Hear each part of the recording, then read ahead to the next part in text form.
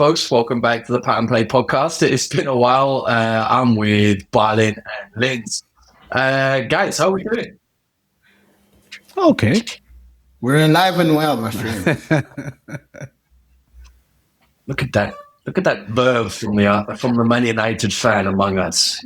We're not football again. Yeah, 1 game a week, It's the easiest type of football. When you're rested, everybody else is fatigued. Right. Just clean up. It didn't feel that way under a certain somebody. Trust me. I'm with you. We were saying for so long, 3 at the back is a disgraceful formation for Man United to play. And then Carrick walks in and now he looks like Sir Alex Ferguson, Yeah. Honestly. Literally just do a 4 at the back and put Kobe back in midfield. It's like, it wasn't that hard. That's it. Just make football simple. And yeah. And people know I'm not as big on Kobe as maybe the United fans among us are. I still have some questions about the boy, but it doesn't matter. You don't put like a youth player out in the cold for no good reason. It just makes people hate you. So hey, writing on the wall. So let's kick off with that, I suppose. Barlin, what are we saying around United? I mean, are you guys back? Since we last spoke, you slapped City and smacked Arsenal at the Emirates, which I had to watch live, and wasn't a great experience.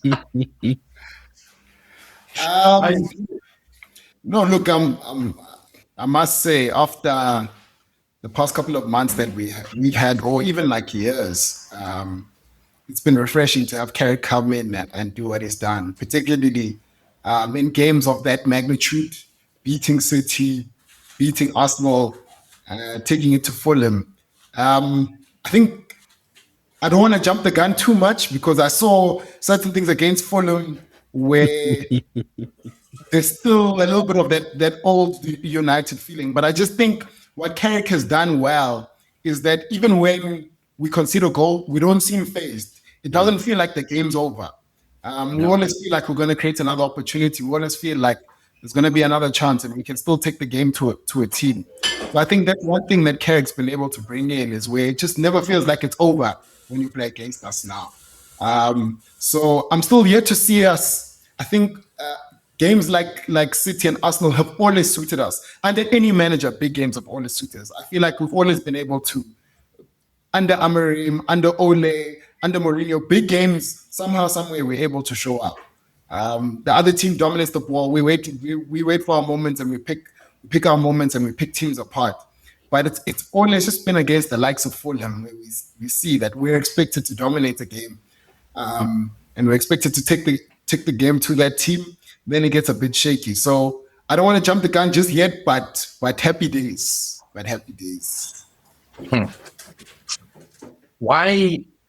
Why has it happened?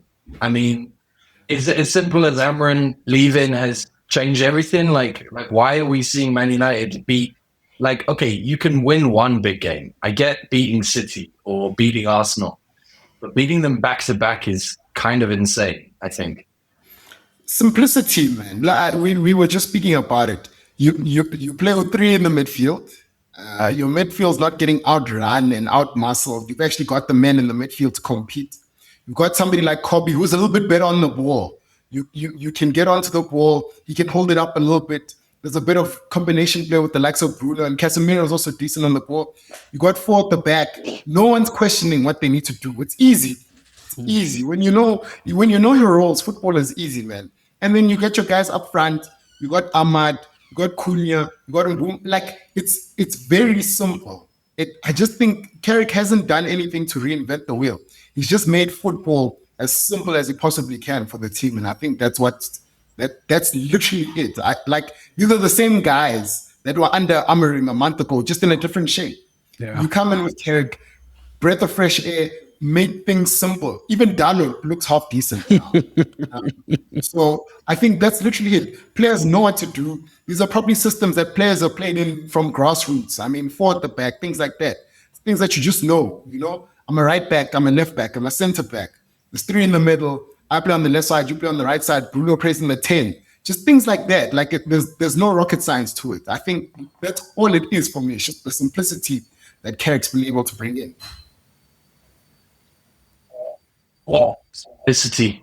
I mean, it still feels a little tricky for me to like grasp the gravity of what like just breaking down a team into its pieces and putting it back together in a more logical like shape can do for a team. Like blows my mind. Linz, what do you think about the United resurgence? I think anyone could see that it would be possible. United have like the skeleton of a squad. Right. Yeah, because it's sort of like I was high on United coming into the season. When I say high, I thought they'd finish way better than they finished last season. I thought at least a top 6, top 7 finish. But Amorim was the problem. I looked at the squad and I was like, listen, the guys you've brought in, like an Mbeumo and Acuna, those are Premier League proven players. They're not going to struggle to replicate their attacking form in the league.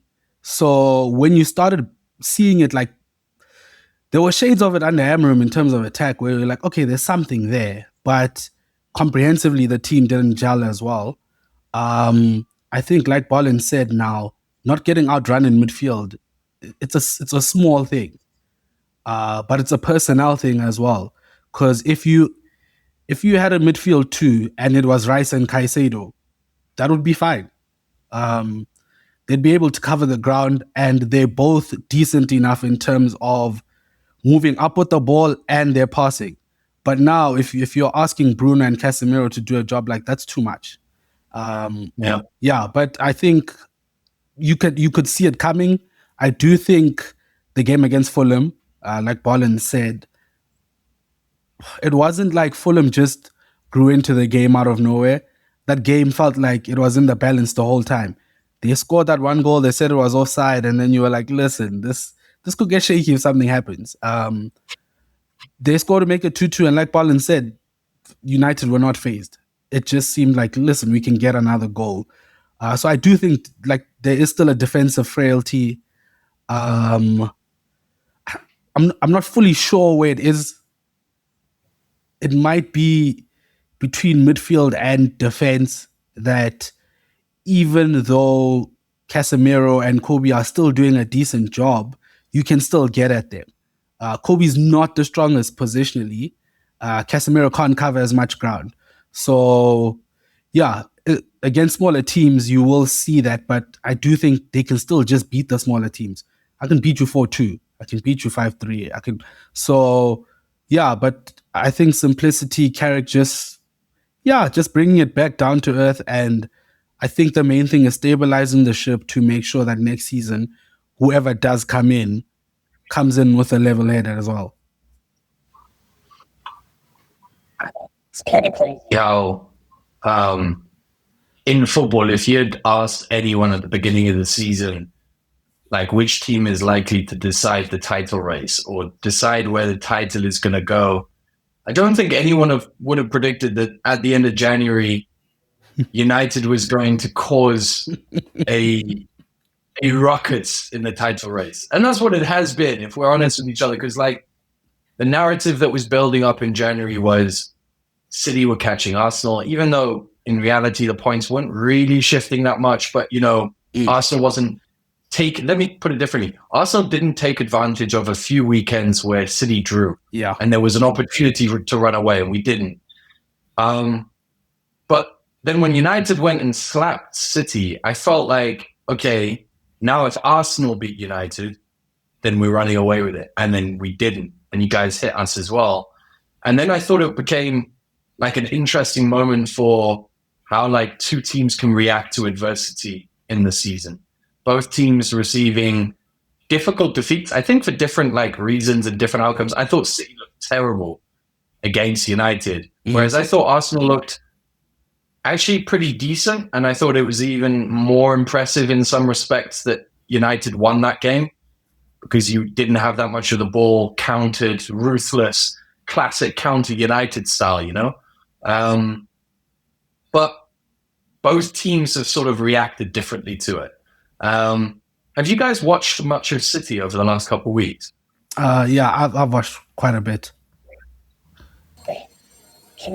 It maybe give me, hopefully, or maybe the listeners as well, like any insight into like what are you seeing that's wrong? Because Haaland barely touches the ball, and in Premier League games anyway, ignoring everything else, where they Carabao Cup, they walked over Newcastle, but it's kind of up and down. It's like weird with City. It doesn't look right at the moment. Yeah, it's been weird because my cousin supports them as well. They had an FA Cup game against some weak team, and Haaland started, and he played quite a strong team. And I was like, what is he doing? And then he ends up saying Haaland is tired and people are tired. Then it's like you're shooting yourself in the foot. So I do think a lot of this is on Pep himself. Players being fatigued and him just continuing playing them. You're bound to let up and make mistakes. And I just think City sometimes have a thing where they get on top and then they just relax. Where it's like they expect a team to be like, yeah, we've lost. We're not going to do anything. So like that game against Tottenham, we watched that game. The first half, that could have been 5-0. Tottenham were horrid, and Tottenham looked like dynamos from here, from Limpopo. Dynamos, like it was an exhibition game. What are we doing here? And then the second half comes out, and you don't see City ruthless.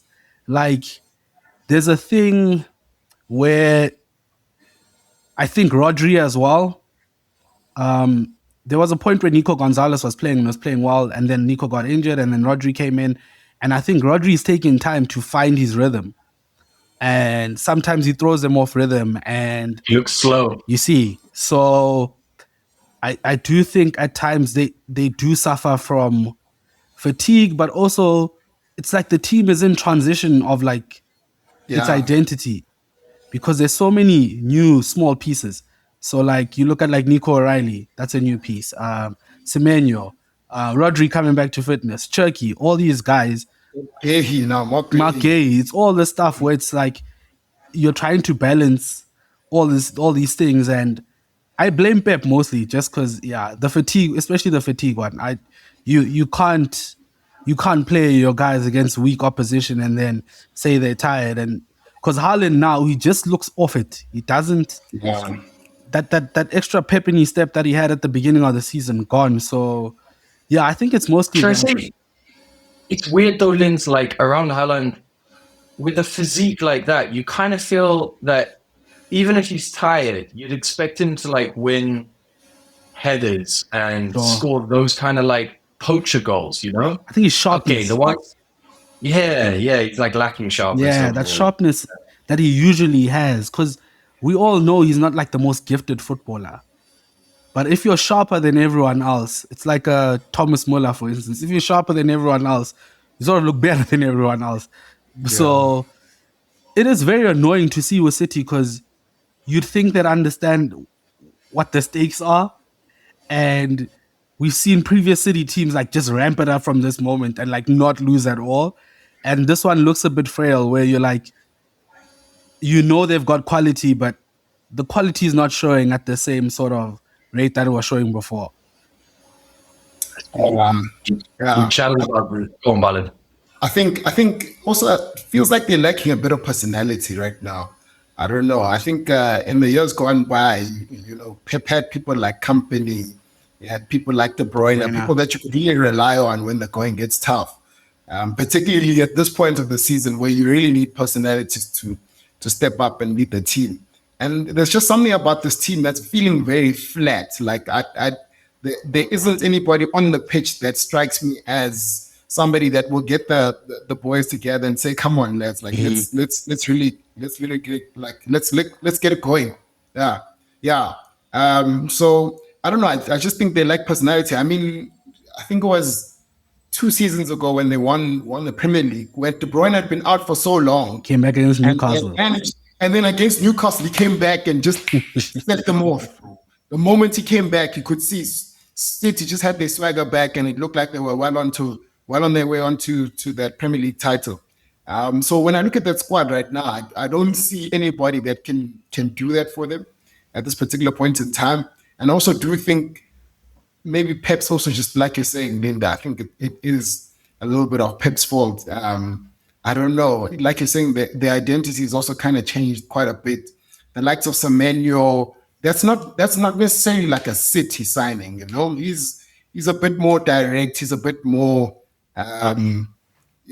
kind of will do it a little bit on his own, not necessarily link up with people and things like that. And I think that doesn't work to Haaland's advantage as well, because Semenyo is also trying to get in on the goals. You know, he doesn't strike me as the kind of person that's going to watch Haaland score 40 goals and he's just going to be content with chipping in here and there. You know, so yeah, I think that's one other factor.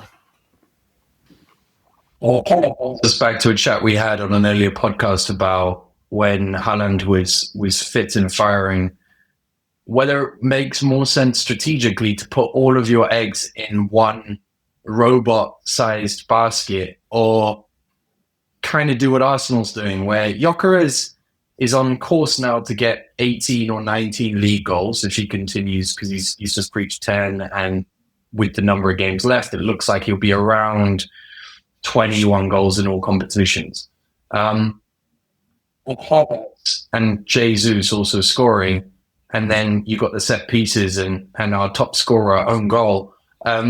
You kind of realize that maybe that model works better when like Haaland just is off form, and they sold Julian Alvarez and they brought in Marmoush, but Marmoush isn't really a 9. He feels more like a... Is he a 10? Is he a 9.5? Is he like a forward? I don't know if he's just a forward. He's a forward. He's just a forward. Yeah. And I like him. Yeah, I like him, but not for City. Yeah. Yeah, it does feel like they didn't get adequate replacements. So like for De Bruyne, I can hear Turkey. But Julian Alvarez, yeah, that one was a big miss. And that's a big miss. Yeah, but there's been too many changes. Also Gvardiol and Diaz going down. That really rocked them. Massive, yeah. One in particular. Oh man. Oh, sorry. I don't know if you could hear that outside. Yeah. Serious. What was that? I wanted to go see the car. No, but in all seriousness, Gvardiol, I think, is because he kind of can play one of the fullback roles when they've got their fit centre backs, but if they don't, he plays centre back. He's kind of like the perfect defender. Quality. Yeah, anyone would love a Gvardiol in their team, I think. It'd even get into Arsenal's back four, I think. I'm not sure who hit displaced, but it displaced someone. I think, just a quick comment. I think watching the games lately, the return of Kai Havertz cannot be underestimated, and it's really interesting for folks outside the club. I'm not sure it will be so obvious, but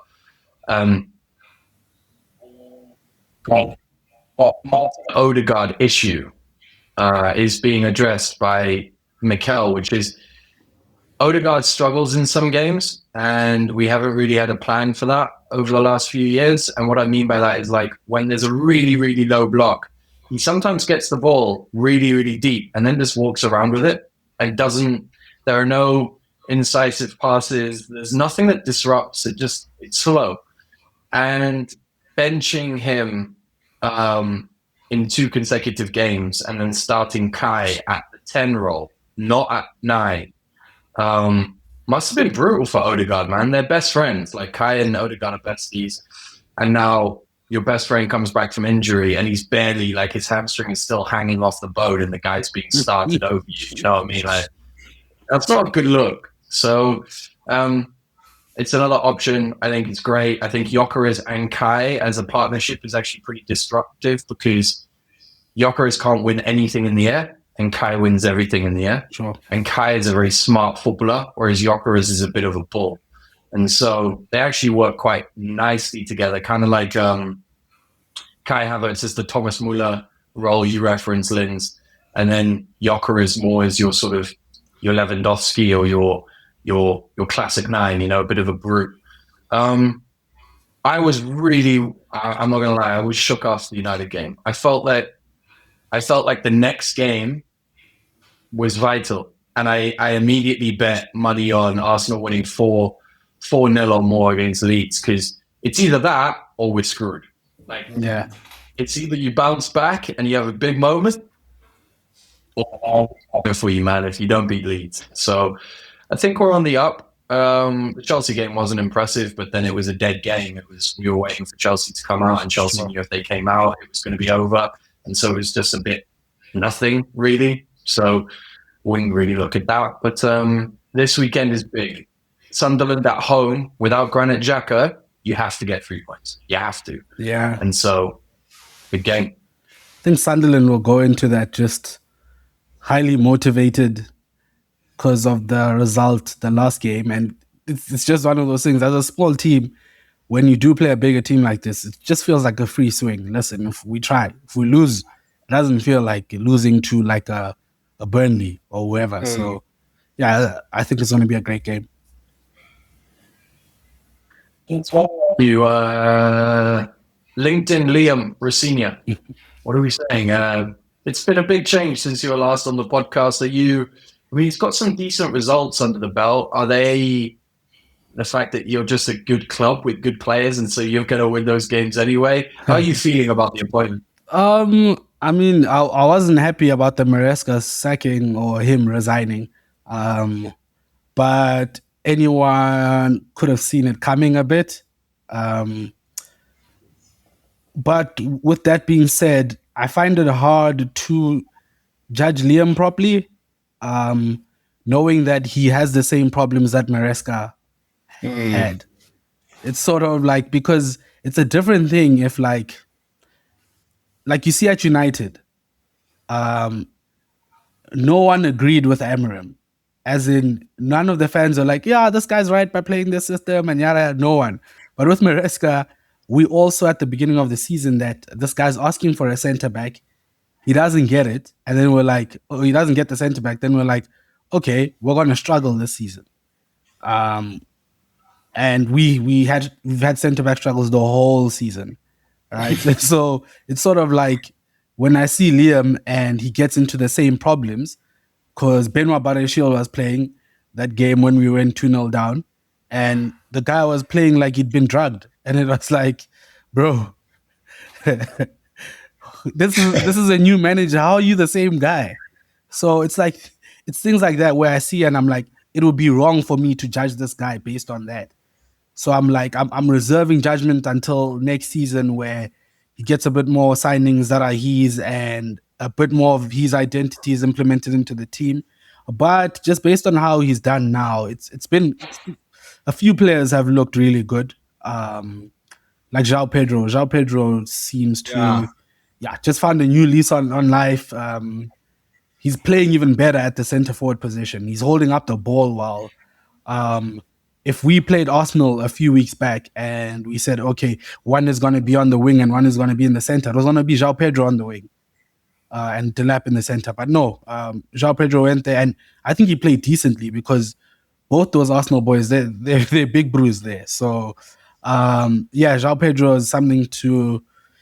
Yeah, him, Enzo, Caicedo starting to get back his rhythm. So there's nice things to look at. It's just very difficult to think of any sort of consistency with Chelsea because, it would be unfair on him. And I just think, like you said, we're that sort of a club where, man, things can go bad, but we'll find a way. And now it is just getting a top 4 finish, and if we get that, I'll be happy. I know others are looking for trophies and whatever, but for me, it's like, I don't know if we have the squad to do that.